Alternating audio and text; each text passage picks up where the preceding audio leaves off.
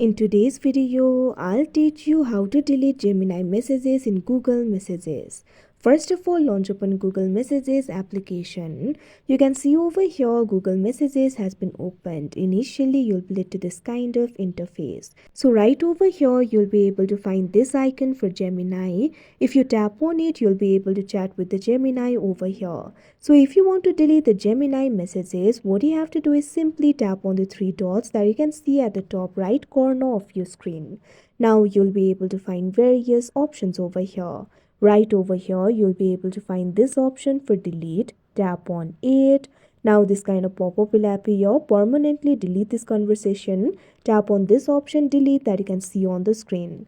Now after you do that, you can see over here all the Gemini messages will be deleted. So like this, you'll be able to delete the Gemini messages in Google Messages. So that is how you delete Gemini messages in Google Messages. I hope you found this video helpful. Thank you for watching.